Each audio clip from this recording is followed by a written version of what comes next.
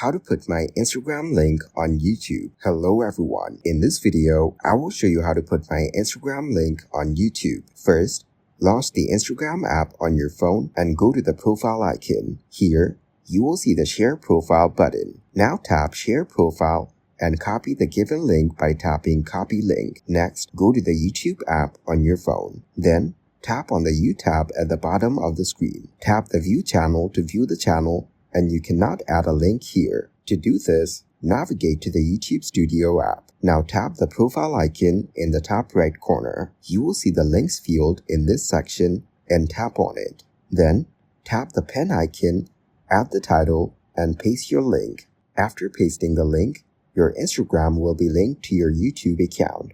Finally, tap Save at the top right corner of the screen to apply changes. The Instagram link will be visible in your About section on your channel banner. Thank you guys for watching this video.